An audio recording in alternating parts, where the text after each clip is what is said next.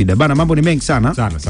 Lakini hapa nimetoka kumwambia msikilizaji wetu kuhusiana na mwaka 2025 na mabadiliko ambayo yalifanyika kwenye mtandao mmoja tu na taarifa ambazo tulipashana kwenye Supertech, sawa? Na tamani na kwenye upande wa Morning Express tuanze na sisi kwa namna hiyo. Tumkumbushe msikilizaji wetu hasa namna ambavyo mwaka 2025 ulivyokwenda. Lakini leo tusiangalie matukio. Nafikiri tutaangalia kesho. Leo tuangalie kuhusiana na bara la Afrika na vile ambavyo tulishuhudia. Unajua Afrika tulishuhudia marais wameingia mwaka 2025. Ndio. Si ndio? Sasa natamani tuanze kuangazia viongozi wa bara la Afrika ambao waliingia madarakani kwa mwaka 2025. Karibu. Yes, kwanza mwaka 2025 umekuwa ni mwaka wa kimkakati sana kwenye siasa za kidunia. Lakini zaidi sana umekuwa ni mwaka wa tofauti sana kwenye bara Afrika. Kwa unafahamu kwamba Afrika imekuwa ni bara ambalo limekuwa likichukua nafasi kubwa sana kwenye siasa za kimataifa. Kwa mfano tumeshuhudia kiongozi wa muda mrefu katika nchi za Kiafrika, Paul Biya, takriban umri miaka 91 aliweza tena kurudi mamlakani. Lakini vile yapo kwa ndugu zetu wa Malawi hapo, Peter Mutharika na aliweza kurudi madarakani. Lakini vile kutazama mwaka huu nchi kwa mfano Namibia alimpata kiongozi mwanamama katika nchi ya Afrika. Unafahamu kama Namibia kule chama cha SWAPO kwa historia yao.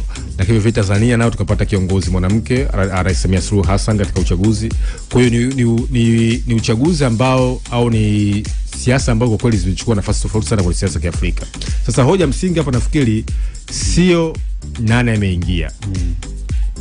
Wanakutana na changamoto gani kutokana na siasa za mabadiliko katika ulimwengu baada ya kuingia sasa kwa mwaka 2025. Sawa. Kwa sababu unafahamu kwamba mwaka 2025 umekuwa ni mwaka ambao una historia tofauti. Yaani umekuwa na heka nyingi sana kwenye masuala mazima ya ulimwengu wa kisiasa, hasa kwa bara la Afrika. Kabisa. Kwa hiyo viongozi walioingia na vile ambavyo wamekutana navyo. Na kumbuka wanaingia mamlakani kipindi ambapo Trump ameapishwa. Yes, mwaka huu mwezi Januari.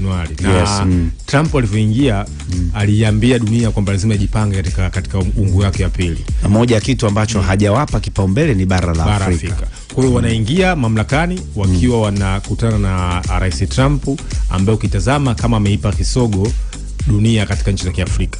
Lakini zaidi sana tumeshuhudia kuna utawala wake Trump akiendeleza sera za kuweza kuondoa misaada ya nchi mbalimbali ya nchi za Kiafrika. Kwa mfano tunashuhudia shirika lao kubwa kwa mfano ya USAID, takriban watu milioni 10 wamekuwa wakihudumiwa katika nchi za Kiafrika. Ameweza kupunguza misaada.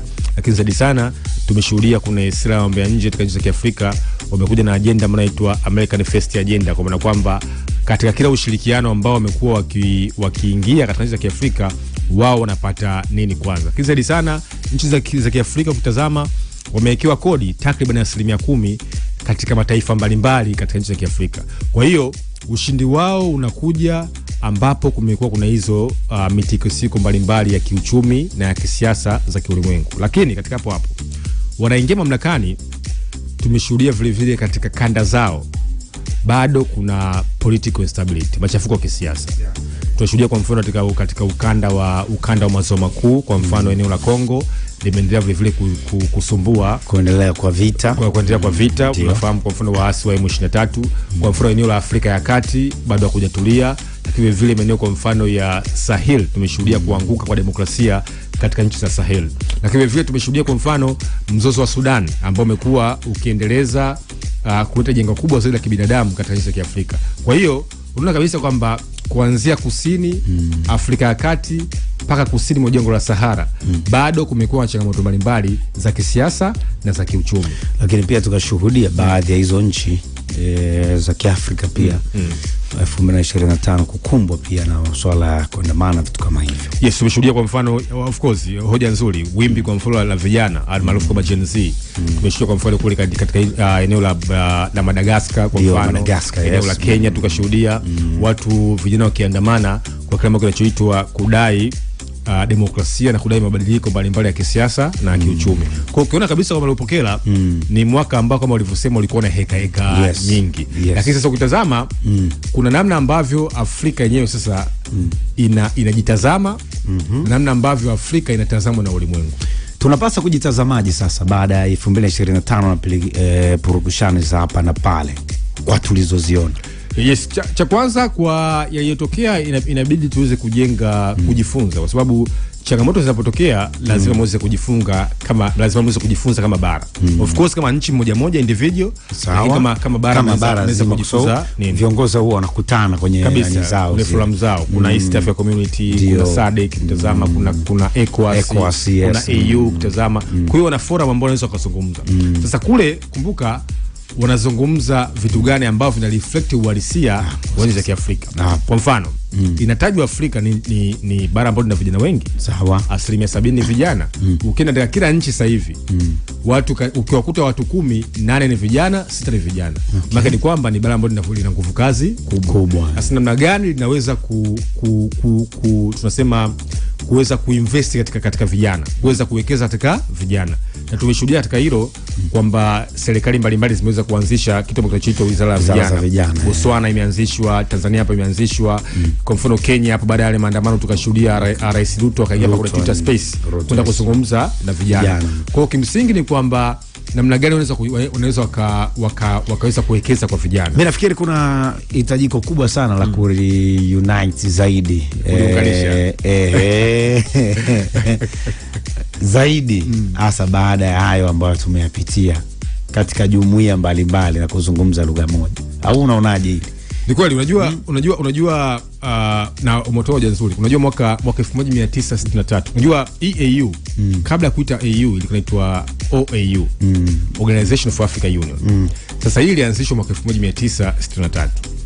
Mwaka 1959 baada ya Ghana kupata uhuru miaka miwili kwa kwamba Ghana ilipata uhuru mwaka 57. Mwaka 59 wakina Mwalimu Nyerere, wakina Kwame Nkrumah wakakutana kule Ghana kule. Kuna hotuba maarufu ya Kwame Nkrumah. Alisema hivi, why not now? Africa must unite. Mwaka 59 ndio anasema kwa nini sio sasa Afrika tuungane pamoja. Sasa hebu angalia ile hotuba ya Kwame Nkrumah bado imekuwa ikiwa na uhalisia mpaka leo, kwa sababu hitaji la bara Afrika kujiunga kuwa kitu kimoja kama walivyotaka wakina Gaddafi, wakina Kwame Nkrumah kutazama na viongozi mbalimbali ambao walikuwa wanatamani kwamba Afrika iweze kuwa kitu kimoja. Na mkiwa kimoja maana ni kwamba mkiwa kitu kimoja, wakija wa Marekani sawa au wakija wa Warusi watawashindwa, kwa sababu tunakuwa na nguvu. Nyinyi mna nguvu ya pamoja. Uwezi kwa mfano kaka wewe kwa mfano Bangladesh nani hawa sui Somalia anaenda kunegotiate na Marekani huko wanaacha Afrika wenzao. Kama mkienda kunegotiate wote ndio kama bara maana cha kwanza mtakuwa na watu wengi, rasilimali nyingi, mna negotiation power. Kwa mkikaa kwenye mazungumzo mnaweza kuwini zile. Yani haiwi tena Kenya na mazungumzo ya Marekani, tunazungumza Afrika Mashariki na Marekani. Haiwi tena Afrika Mashariki, tunazungumza bwana ukanda mzima, ukanda wa SADC wa SADC na Marekani. Hapo ndio hiyo unaosema mimi. Na kabla hapo tunakuwa tunazungumza kuna filamu zetu. Ndio kuna AU. Tuanze sisi. Bwana 1 2 3 4 tukitoka hivi hapa. Waje sasa. Kwa mfano issue za kiusalama, issue za kiuchumi, vijana. Kwa Afrika inachukua maslahi yao inaenda kupiganiwa kwenye mifereji ya kimataifa. Kwa hiyo hoja ya Afrika kuungana imekuwa ni hoja ya msingi, na hebu angalia wakubwa wanaungana kumkabili mnyonge. Wadogo wanatengana kumkabili mkubwa. Leo hii kwa mfano sahihi kule. Hebu kwa mfano angalia kule wapi? Angalia kwa mfano sasa hivi masuala kwa mfano ya BRICS. Maana ni kwamba ni wakubwa wanaungana kumkabili mnyonge. G7 wanamoja Ulaya kila siku. Kuna vikao vyao kwa wale wakikaa wakizungumza wanakuja na ajenda za pamoja. Na ajenda zao zinakuja kugusa Afrika. Yes. Sawa bana, wakati tumeangalia kuhusiana na chaguzi ambazo zimefanyika mwaka 2025. 2026 pia kuna chaguzi ambazo tunazitarajia vile. Moja chaguzi tunaiona ya Uganda, sio? Uganda, yeah. Mataifa mengine ambayo tunatarajia kuingia huko na yenyewe tunatazama kwa namna gani kwenye kinyang'anyiro cha uchaguzi baada ya kushuhudia 2025 yale ambayo tumeyaona na wale ambao wamepatikana 2026. Yes, kwanza 2026 kuna mataifa mengi sana ambayo yatafanya uchaguzi. Tutajia kwa haraka hapa machache. Cha kwanza kuna Bangladesh itafanya uchaguzi, kuna Hungary itafanya uchaguzi, kuna Colombia itafanya uchaguzi, kuna Ethiopia hapo katika Afrika wenzetu watafanya uchaguzi. Ethiopia ambao na wenyewe kuna jambo linaendelea kule katika eneo la Somalia. Lakini kuna Armenia watafanya uchaguzi wa kibunge, kuna Sweden watafanya uchaguzi, kuna Brazil na watafanya uchaguzi, kuna Israeli katika bunge la Knesset watafanya uchaguzi, kuna uchaguzi wa muhula mdogo katika eneo la Marekani, vile vile kuna Gambia na Afrika zetu watafanya uchaguzi. Kwa hiyo ukiangalia jiografia ya dunia kuanzia mwaka 2024 ambao zilifanya uchaguzi mataifa 60 na wananchi milioni 3 walichagua viongozi. Mwaka 2025 Afrika takriban nchi 23 zilifanya uchaguzi. Mwakani napo ukitazama kuna mataifa mengi na wakifanya nini? Yakifanya uchaguzi. Kuna unajua uchaguzi unatuletea viongozi. Ukituletea viongozi unaenda kubadilisha tunasema political landscape. Yani hali na mtazamo wa kisiasa katika kanda, katika nchi au katika dunia. Kwa hiyo mwaka 2026 nao ni mwaka mmoja kuelekea 2027, jirani zetu hapa Kenya nao watafanya uchaguzi. Kwa hiyo utakuwa ni mwaka kwa kweli wa hekaheka, lakini ukitazama kama vile ambavyo forums zinavyosema kwamba masuala kwa mfano ya uchumi, insecurity, jana tumesema kwa mfano silaha zimeweza kuongezeka, kuuzwa zaidi, na mataifa mengi kwa mfano Marekani imeweza kupata faida. Kwa hiyo utakuwa ni mwaka ambao watu wanaosubiri kuona namna gani viongozi wa Afrika, viongozi wa dunia wanaweza kupambana na changamoto ambazo zimeelezwa tangu kikao cha unga cha 80 mpaka kwenye kipindi cha sasa hivi. Kesho bana tutakuja kuangazia kuhusiana na matukio mengine makubwa sana ambayo yalitokea hasa kwa bara la Afrika, lakini pia tena zetu huko kimataifa, kwa sababu kesho itakuwa ni tarehe 31, sio siku ya mwisho kabisa. Yes, siku ya mwisho kwa mwaka 2025.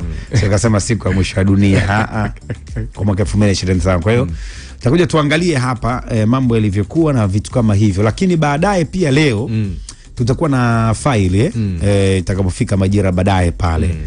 Kwa hivyo tutafahamu matukio makubwa mengine ambayo yalijiri kwa mwaka huu. Kwa hiyo msikilizaji wetu aendelee kubaki hapo, mambo mazuri baadaye atapata hapa